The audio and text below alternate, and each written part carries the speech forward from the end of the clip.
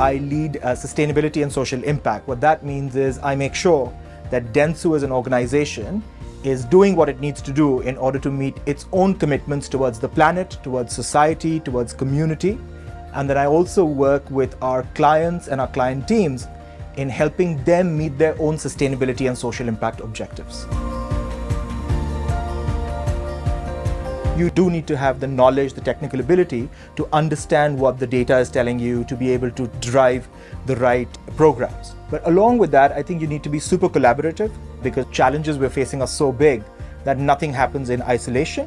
And with that comes leadership. It's a different kind of leadership where you're really not just thinking about the bottom line and shareholders, but you're thinking about the wider remit of what your work is and stakeholders. So you're really thinking about the planet, you're thinking about the community. You're still making a profit, but you're making a profit through good, not in spite of good.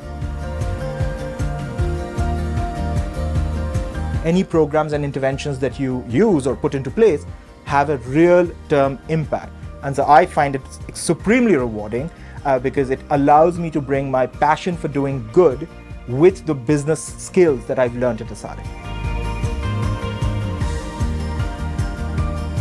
Climate change is something everyone is aware of. It's one of the largest issues of our time. One of the other issues is biodiversity loss.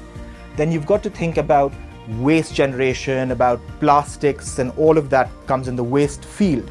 And that's on the environmental side. But then you've also got to start to think about how do these environmental issues start to impact communities? Because all environmental impacts at the end of the day are social impacts.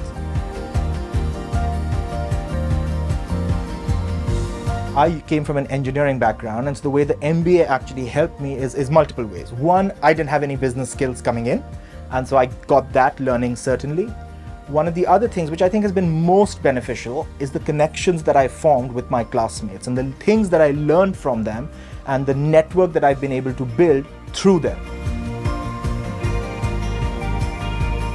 I would say if you want to break into this career, be open to learning, be open to switching if something's not working out for you, and be open to realizing that whatever you do is going towards a larger, broader agenda, a broader purpose, which you can help drive.